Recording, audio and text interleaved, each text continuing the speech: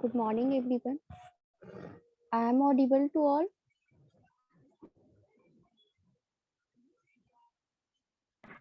Can you hear me? Yes, ma'am. Yes, Okay. ma'am.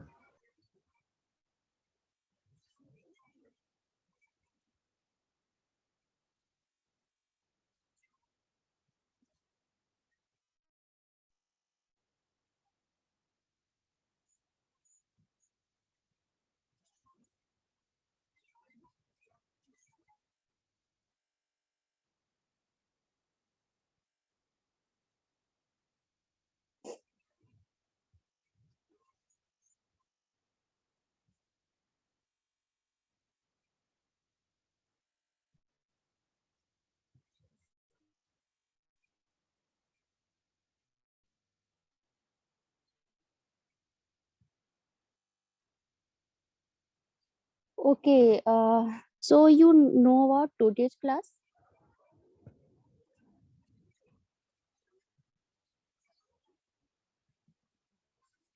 Anyone?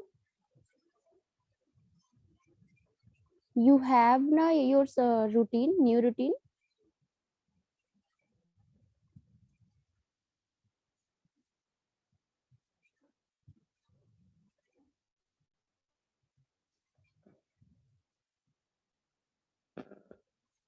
सबको नया routine मिला है ना, जिसमें तुम लोगों के गेट क्लासेस के जो शेड्यूल है वो दिया गया है. Yes. यस और ओके. तो तुम लोग की जो आज की क्लास है, मतलब जो मेरा जो सब्जेक्ट है that is Jio technical engineering. मैं तुम लोग का जो सिलेबस का पार्ट था वो भी मैं तुम लोग का क्लास ली थी, जो कि कंप्लीट नहीं हो पाया था. सॉइल मैकेनिक्स का बहुत ही वास्ट सिलेबस है. और तुम लोग का शायद एग्जाम पोस्टपोन्ड हो गया है और नेक्स्ट वीक से तुम लोग की 6 सेमेस्टर की भी क्लासेस स्टार्ट हो जाएगी. तो 6 सेमेस्टर में तो शायद तुम लोग का सॉइल मैकेनिक्स है नहीं in your syllabus.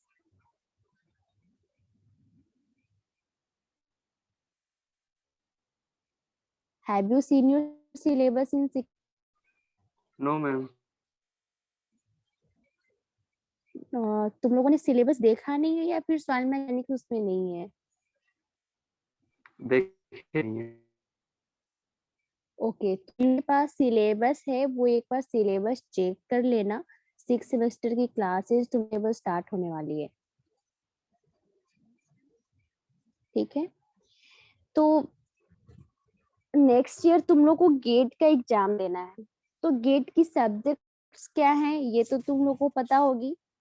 Last class जो भी तुम लोग की क्लास हुई होगी गेट से रिलेटेड, शायद फर्स्ट क्लास तुम लोग की रमन उन्होंने बताया गेट का क्या क्या हमारा सब्जेक्ट है.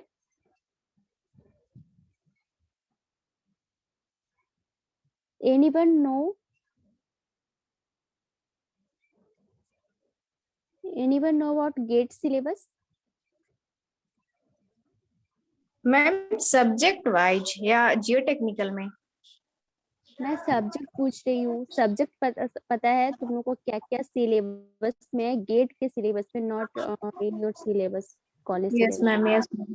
जियो technical, steel structure, BMC, mathematics, aptitude, transportation, irrigation.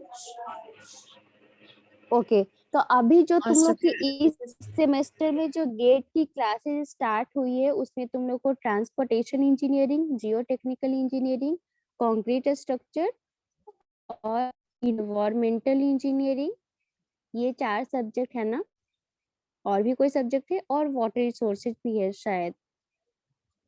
Water resources की क्लासेस हो रही है गेट क्लासेस. एनीवे, हम लोग का जो सब्जेक्ट है that is Jio technical engineering. As we know, geotechnical engineering has two parts. First is the soil mechanics. Second is the foundation engineering. Okay. Yes, ma'am. both part is equivalent in GATE syllabus, दोनों ही part से लगभग से equal ही questions आते हैं, मतलब जो ratio है क्वेश्चन का वो सेम है। सॉइल मैकेनिक्स या फिर ओवरऑल देखा जाए फाउंडेशन इंजीनियरिंग से भी तुम्हारे क्वेश्चंस आते हैं गेट के सिलेबस में, सॉइल मैकेनिक्स का जो पोर्शन है उससे भी क्वेश्चंस आते हैं। ओवरऑल जो हमारा परसेंटेज है in GATE syllabus that is 10 to 15%। Okay, 10 to 15% हमारा गेट के जो गेट का जो क्वेश्चन पेपर है उसमें एवरी ईयर क्वेश्चंस आते हैं। ये हमारा गेट के लिए था। जो हमारा सेकेंड एग्जाम है दैट इज ईएसी। ईएसी में हमारा 20 to 30% जियो टेक्निकल का क्वेश्चंस आते हैं। सिलेबस क्या है, तो जो हमारा इंस्टीट्यूट का जो सिलेबस है सेम सिलेबस हमारा गेट के लिए, लेकिन हमें फोकस किस पे करना है, हमें जो कंसेप्ट है न्यूमेरिकल्स प्रैक्टिस ज्यादा करना है। थ्योरी हमने पढ़ा है, लास्ट सेमेस्टर में भी हमने पढ़ा है, तो हमें अभी फोकस करना है ज्यादा से ज्यादा क्वेश्चन पे प्रैक्टिस करने के लिए। क्वेश्चन प्रैक्टिस कहाँ से करेंगे, हमारे पास गेट का क्वेश्चन बुकलेट है उससे हम लोग प्रैक्टिस करेंगे। और भी कुछ क्वेश्चंस जो कि गुड क्वेश्चंस है हमारे प्रैक्टिस बुक में, हमारी जो टेक्स्ट बुक है ना, हमारा जो बुक है टेक्स्ट बुक है उसमें जो क्वेश्चन है सॉल्व क्वेश्चन वो सब भी हम लोग करेंगे। ये सब ऑलरेडी मैं तुम्हारे क्लासेस में जो मेरा जियो टेक्निकल का क्लास हुआ था उसमें मैं तुम लोग के साथ डिस्कस की हूँ। तो हम लोग जल्दी से स्टार्ट करते हैं। हमारा जो थ्योरी पोर्शन है फर्स्ट चैप्टर में फिर से स्टार्ट कर रही हूँ, लेकिन हमारा जो फोकस रहेगा वो हमारा किस पे रहेगा, सॉल्व टू क्वेश्चन। ठीक है, हम लोग ज्यादा से ज्यादा क्वेश्चन सॉल्व करेंगे। ऑलरेडी हम लोग का पढ़ा हुआ है, होप तुम लोगों को कुछ क्वेश्चन याद होगा, कुछ कंसेप्ट होंगे जो याद भी होंगे। देखो, तो हमारा जो गेट के सिलेबस में है दैट इज 12 to 15%। 12 to 15% हमारा 60 का होता है ना, तो लगभग 15 to 20 मार्क्स का हमारा सॉइल मैकेनिक्स का क्वेश्चन रहेगा। और ईएस का अगर पैटर्न देखा जाए तो 65 to 75 मार्क्स का क्वेश्चन हमारे सॉइल मैकेनिक्स से रहेंगे।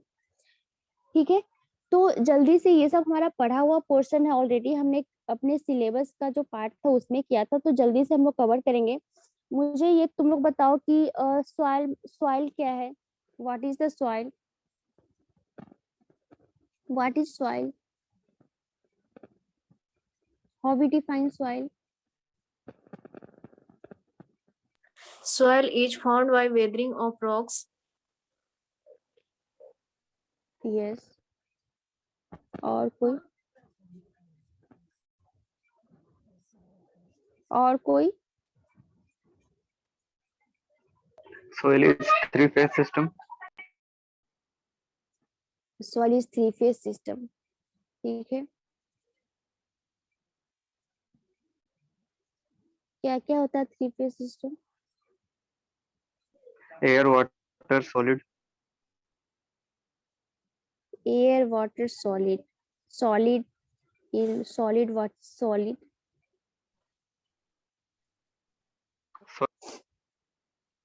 Soil solid.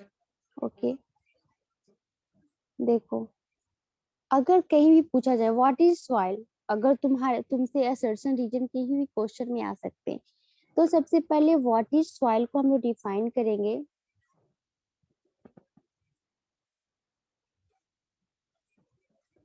What is soil, soil is a substance, soil is a substance which have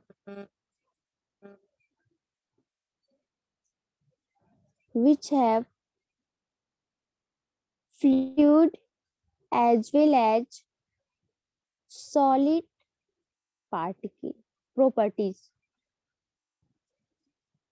soil वैसा सब्सटेंस है जिसमें कि फ्लूइड और सॉलिड का प्रॉपर्टीज रहता है।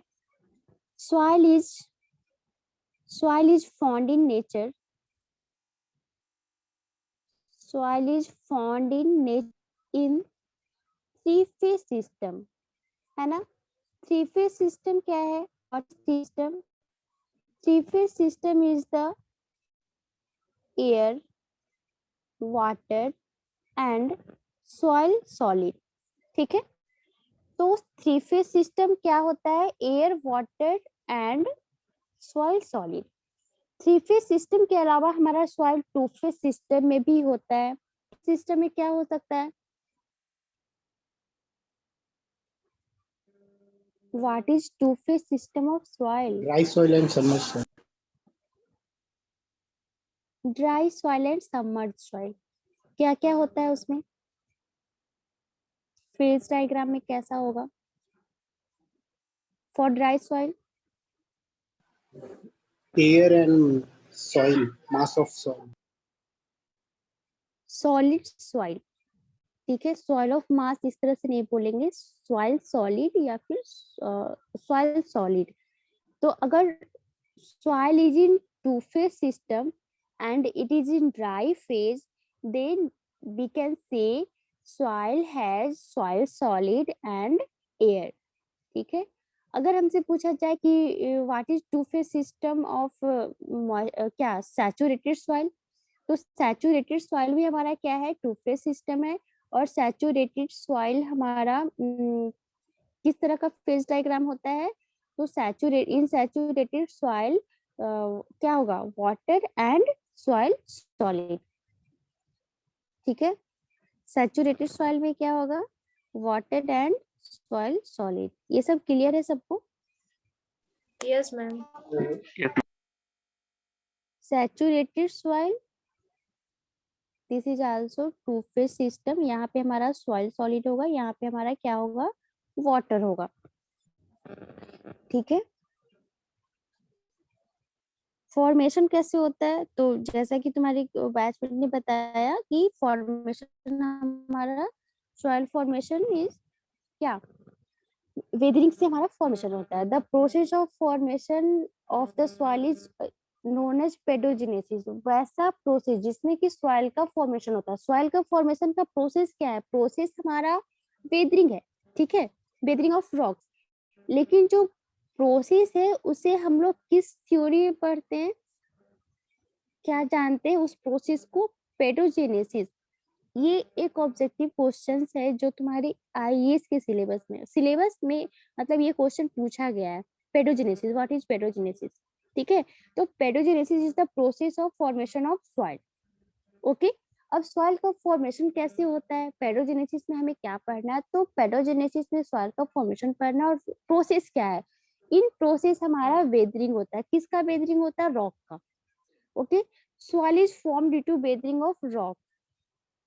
वेदरिंग तो हो गया। वेदरिंग क्या है? What is weathering? What is weathering?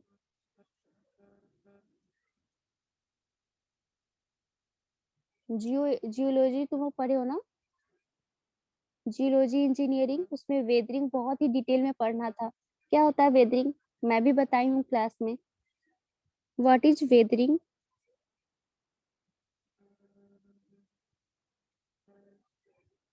आवाज जा रही है सबको? Ma'am, breaking of rocks. Breaking of rock, Disintegrations of rock by natural forces like the water, air, and due to heat pressure. exactly. Weathering is the process in which rocks is disintegrate or breakage due to physical and chemical forces. Either naturally भी बोल सकते हैं, natural को भी हम लोग physical process या फिर केमिकल प्रोसेस में बोल सकते हैं। ठीक है, तो फिजिकल और केमिकल प्रोसेस से हमारा क्या हो गया? रॉक का वेदरिंग हो गया। मतलब जो हमारा रॉक था वो डिसइंटीग्रेट हो गया, है ना। डिसइंटीग्रेशन से हमें क्या मिल गया? छोटे छोटे जो पार्ट मिले रॉक के, वो हमें वो क्या कहलाया? सॉइल कहलाया। ठीक है, तो जो वेदरिंग का जो प्रोसेस है दैट इज फिजिकल और केमिकल। तो केमिकल प्रोसेस क्या है? केमिकल वेदरिंग क्या है? और फिजिकल वेदरिंग क्या है? तो फिजिकल वेदरिंग क्या होता है? फिजिकल वेदरिंग मतलब फिजिकल फोर्सेस जिसमें इन्वॉल्व हो वो हमारा क्या हो जाएगा, फिजिकल वेदरिंग। किस तरह का फिजिकल फोर्सेस, मतलब जो हमारा नेचुरली एग्जिस्ट कर रहा है, either wind force, either gravity force, either water, अगर वाटर कोई फ्लो कर रहा है उस रॉक रॉक जहाँ पे है वहां से कोई वाटर फ्लो कर रहा है, उसकी वजह से वाटर एक ही जगह से बार बार बार बार अगर फ्लो कर रहा है, तो वाटर से जो फोर्स हो रहा है उसके सरफेस पे, रॉक के सर वहां पे डिसइंटीग्रेशन हो रहा है ना। तो इस तरह का जो फोर्सेस होगा दैट इज फिजिकल फोर्सेस, जिसमें फिजिकल फोर्स इन्वॉल्व हो। ठीक है, ये प्रोसेस क्या कहलाएगा, फिजिकल वेदरिंग। ठीक है, उसी तरह से केमिकल वेदरिंग। केमिकल वेदरिंग मतलब कुछ केमिकल फोर्सेस जिसमें की इन्वॉल्व हो। केमिकल फोर्सेस मतलब क्या, कुछ केमिकल हो गया जो हमारा नेचुरल एग्जिस्ट कर रहा है। हमारा एयर में बहुत सारे मोलिक्यूल्स हैं, हमारा नाइट्रोजन है, ऑक्सीजन है, कार्बन डाइऑक्साइड है। ठीक है, उसके बाद वाटर में H2O है, सल्फर है, रॉक में भी हमारे सल्फर होते हैं। तो मान लो कि सल्फर और H2O का कुछ रिएक्शन हो गया, है ना। सोडियम है, रॉक में हमारा सोडियम है, सोडियम और वाटर का रिएक्शन हो गया, है ना।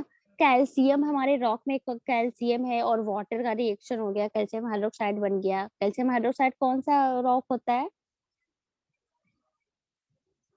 Calcium hydroxide. बीएनसी तुम लोग पढ़े होगे। लाइम क्या है, लाइम, लाइम का नाम सुने हो।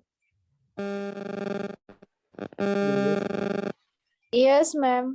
क्या होता है लाइम क्या होता है।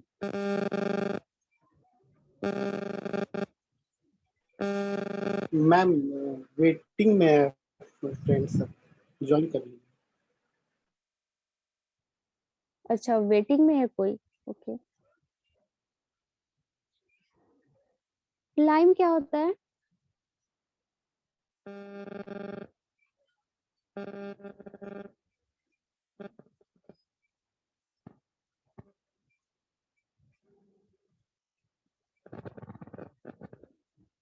तुम लोग कंक्रीट स्ट्रक्चर पढ़ लिए। सीमेंट का मेन कंस्टिट्यूएंट क्या क्या है, सीमेंट। सीमेंट किस टाइप का फॉर्मेशन है, सीमेंट किस टाइप का फॉर्मेशन है, सीमेंट किस टाइप का फॉर्मेशन है, नेचुरल है या फिर केमिकल है, मतलब आर्टिफिशियल है या फिर नेचुरल है, क्या है, केमिकल।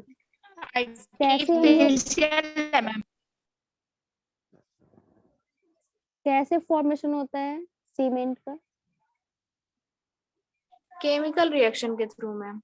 क्या कैलकेरियस केमिकल और reaction, okay. Ma'am calcareous calcareous और और कैलकेरियस आर्गिलेसियस। आर्गिलेसियस रॉक को ना वो कंबाइन हिट करके कंबाइन करके उसको ये छोटे छोटे कैल्केरिसियस पार्टिकल्स में और तोड़ लिया जाता है। एर्गिलेसियस रॉक क्या होता है, मैं बिल्कुल बेसिक क्वेश्चन पूछ रही हूँ। कैल्केरिसियस रॉक और एर्गिलेसियस रॉक क्या होता है। मैम लाइम और ये कैल्शियम और ये इसका कंपाउंड एक और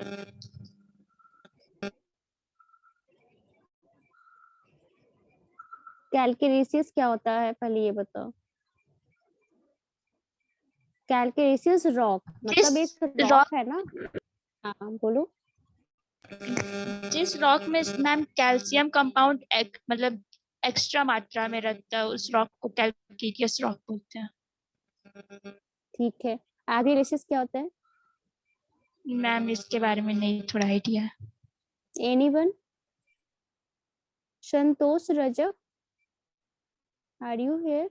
आर्जिलेसिस में क्ले होता है मैम। क्ले होता है, क्ले किस, क्या क्ले का कंपोजिशन क्या होता है, क्ले में कौन सा मेटल या फिर क्या उसका कंसिस्टेंट क्या है क्ले का।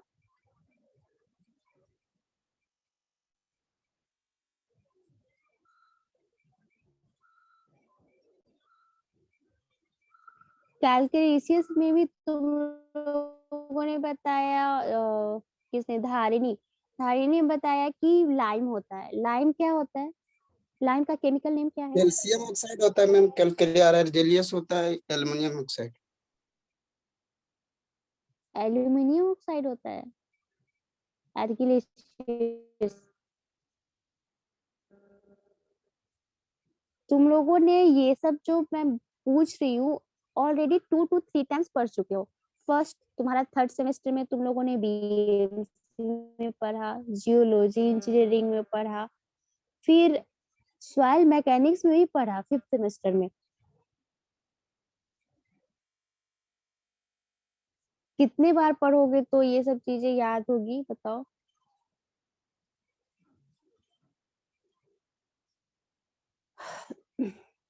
जो अब जो पढ़ रहे हो वो सब चीज अब याद रखा करो, अब भूलने का टाइम नहीं ये सब बेसिक्स क्वेश्चंस।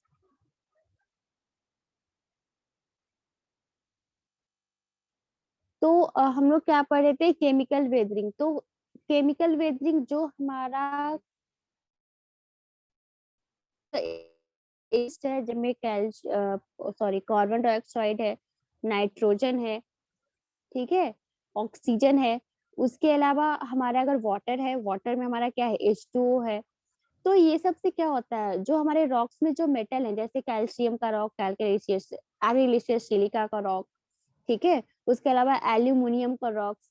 तो ये सब में क्या होता है, जो हमारा केमिकल नेचुरली एग्जिस्ट है उसके साथ ऑक्सीडेशन, रिडक्शन एंड कार्बोनेशन, है ना, ऑक्सीडेशन, रिडक्शन एंड कार्बोनेशन होता है, जिसकी वजह से वेदरिंग होता है ना, वेदरिंग होता है, डिसइंटीग्रेशन ऑफ रॉक्स होता है, और सॉइल का फॉर्मेशन होता है। ओके,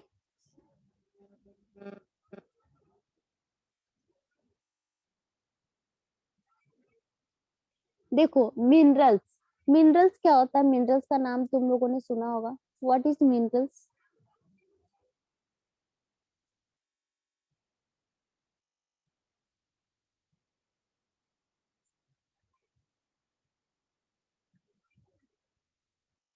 क्या होता है?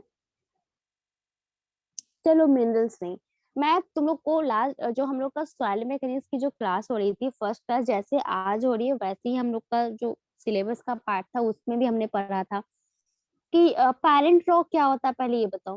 पैरेंट रॉक, पैरेंट रॉक अगर पूछा जाए तो क्या समझोगे?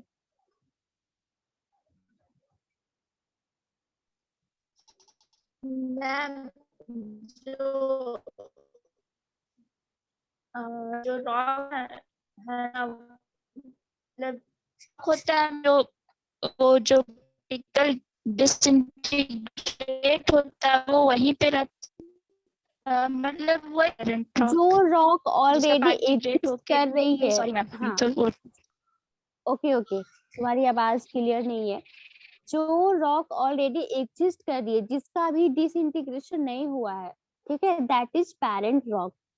अब ये जो रॉक है, कोई भी रॉक हमारा पैरेंट रॉक है, उसका डिसइंटीग्रेशन हो गया तो मतलब कि पैरेंट रॉक से वो क्या हो गया, अलग हो गया, है ना, अलग होके सॉइल का फॉर्मेशन बना लिया, सॉइल का फॉर्मेशन हो गया, ठीक है। तो जो हमारा सॉइल का फॉर्मेशन का जो प्रोसेस है दैट इज वेदरिंग। वेदरिंग हमारा फिजिकल और केमिकल वेदरिंग। तो जनरली ये हम लोग देखते हैं कि जो जो भी हमारा रॉक का सॉइल का जो फॉर्मेशन होता है ड्यू टू फिजिकल वेदरिंग, है ना, ड्यू टू फिजिकल वेदरिंग अगर सॉइल का फॉर्मेशन होता है तो उसमें जो कैरेक्टर होता है, हर एक सॉइल का अपना अलग अलग कैरेक्टर है। ये सब चीजें बोलने की जरूरत नहीं है, ये सब वेल नोन होना चाहिए अभी तक तुम लोगों को। तो जो भी सॉइल का कैरेक्टर है वो पेरेंट रॉक के सिमिलर होगा, ठीक है, कौन सी प्रोसेस पे, फिजिकल वेदरिंग में। लेकिन अगर कोई भी सॉइल का केमिकल वेदरिंग से फॉर्मेशन हुआ है तो that is differ, character is differ from parent rock. कौन सा वेदरिंग की वजह से जो सॉइल का फॉर्मेशन हुआ उसका डिफरेंट कैरेक्टर हो जाएगा, केमिकल वेदरिंग। केमिकल वेदरिंग की वजह से जो सॉइल का फॉर्मेशन हो रहा है दैट हैव डिफरेंट प्रॉपर्टीज, ठीक है, ओके। तो जो भी हमारा सॉइल का जो फॉर्मेशन हो रहा है इसे हम एक साइकिल के थ्रू पढ़ते हैं, दैट इज क्या,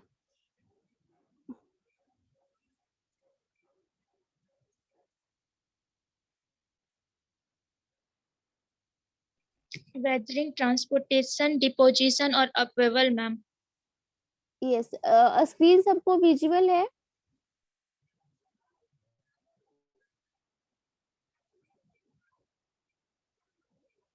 okay,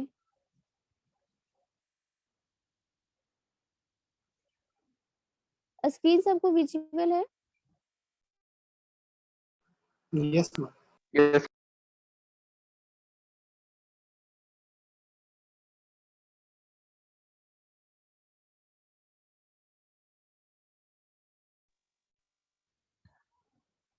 okay,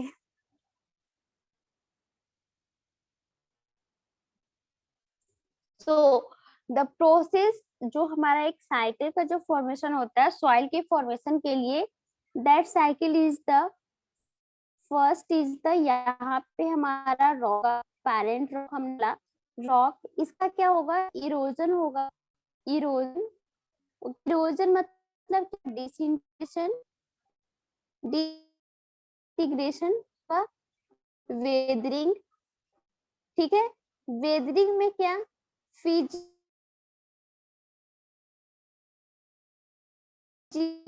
and parent rock के पास ही रह, अभी हमें हर जगह ही सॉइल मिलता है, जहाँ पे हमें पेरेंट रॉक नहीं है। नेचुरल फोर्सेस क्या क्या है ट्रांसपोर्टेशन के लिए, विंड है, वाटर है ना, ग्लेशियर है। तो ये सब से क्या हो गया, ट्रांसपोर्टेशन हो गया, मतलब जहाँ पे सॉइल का फॉर्मेशन हुआ था पेरेंट रॉक के पास, वहां से सॉइल दूसरी जगह पे मूव कर गया, ट्रांसपोर्ट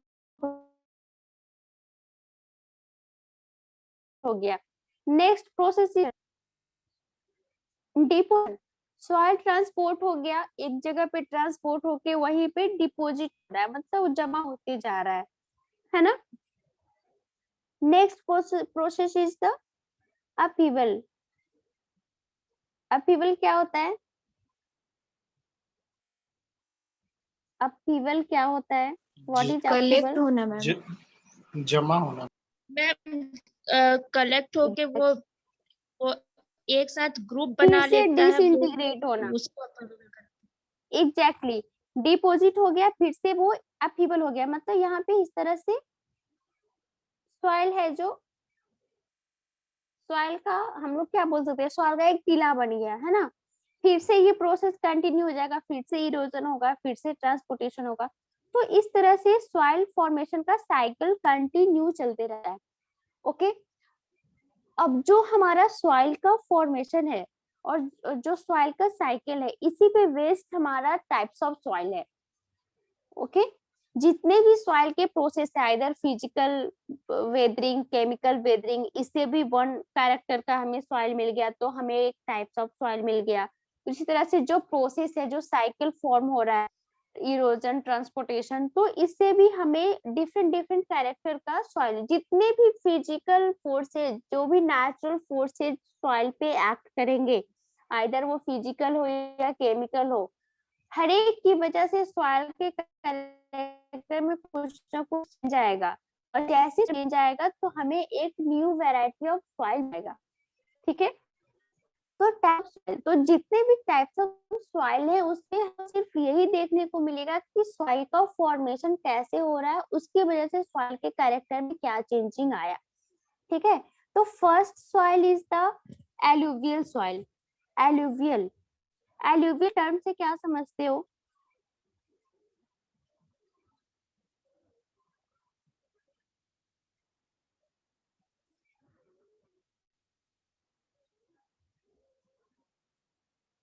एलुवियल मतलब क्या?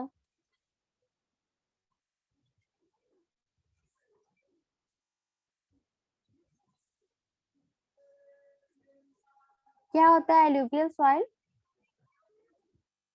मैम जो सॉइल रिवर फ्लो के थ्रू जो ट्रांसपोर्ट होके आता है, एक प्लेस से दूसरे प्लेस तक जाता है, उसको अलुवियल सॉइल बोलते हैं। हाँ, करेक्ट है। और कोई? तो जो एलुवियल मतलब होता है फ्लो, ठीक है।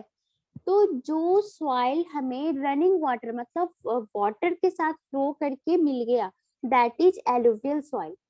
ठीक है, तो एलुवियल सॉइल कहाँ से आया? गंगा रिवर है, गंगा रिवर से हमें सॉइल मिल रहा है, तो वो सॉइल क्या कहलाएगा? Alluvial soil. तो कहीं पे सोचो कि कहीं पे रॉक रहा होगा, कहीं पे पेरेंट रॉक होगा, जो एलुवियल सॉइल हमें मिल रहा है उसका कहीं ना कहीं पेरेंट रॉक रहा होगा। ठीक है, तो पेरेंट रॉक के साथ क्या हुआ, पेरेंट रॉक के साथ क्या क्या हुआ, कौन सा प्रोसेस हुआ, कौन सा वेदरिंग हुआ जिसकी वजह से सॉइल फॉर्मेशन मिल गया, और जो बस सिर्फ फ्लोइंग वाटर से मिल रहा है उस वजह से उसका नाम हमने एलुवियल दिया। लेकिन उसका जो वेदरिंग हुआ होगा, सॉइल का जो फॉर्मेशन हुआ होगा, वो किस टाइप का वेदरिंग हुआ होगा, वेदरिंग वाटर से हुआ होगा, है ना। वाटर मान लो वाटर फ्लो कर रहा है रॉक के ऊपर से, रॉक का वेदरिंग करते हुए फ्लो कर रहा है, और अपने साथ जो वेदरिंग के बाद जो सब्सटेंस मिला, जो सॉइल का पार्टिकल मिला, उसको फ्लो करके हमारे पास ला रहा है डीजेल। तो वेदरिंग हमारा जो रॉक का हुआ वो किस टाइप का वेदरिंग हुआ, दैट इज फिजिकल वेदरिंग। क्यों, क्योंकि ये वाटर फोर्सेस के थ्रू हुआ, है ना। तो हमारा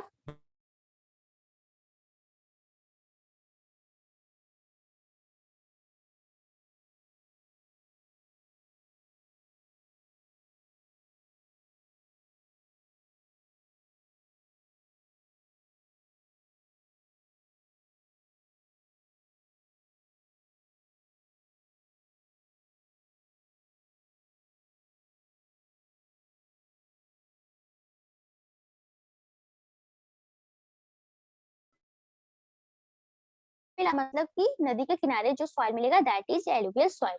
अब नदी के किनारे ही हमें सेडिमेंटेशन सॉइल भी मिलता है, ठीक है, लैक्रोस्ट्राइन सॉइल भी मिलता है। तो वो सब के बारे में भी हम लोग देखेंगे, डिफरेंस चेक करेंगे कि क्या क्या डिफरेंस होता है। तो एलुवियल सॉइल क्लियर है, alluvial soil physical weathering, weathering का रीजन क्या था, वाटर था, वाटर फोर्सेज। उसके बाद ट्रांसपोर्टेशन का मीडियम क्या था, रनिंग वाटर था।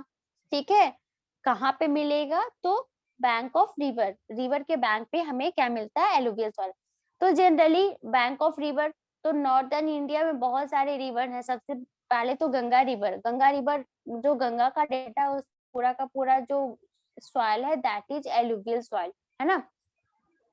तो अगर पूछा जाए कहाँ पे मिलता है, तो हम लोग जनरली मैप, इंडिया का जो मैप है वो ध्यान रखेंगे और वहां से बोल देंगे कि हाँ नॉर्दर्न रीजन, हर एक जगह मिलता है, ऐसा नहीं कि सिर्फ नॉर्दर्न, लेकिन मोस्ट ऑफ जो सॉइल, एलुवियल सॉइल का जो पोर्शन है that is in northern India. ठीक है, नेक्स्ट जो हमारा टाइप्स ऑफ सॉइल है दैट इज लैक्रोस्ट्राइन सॉइल। लैक्रोस्ट्राइन सॉइल क्या होता है,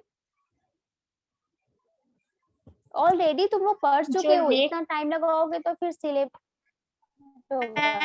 जो लेक होता है, जो पानी एक जगह पे इकट्ठा होते रहता है, उस टाइप के रीजन में मिलता है लिकस्ट्रीन।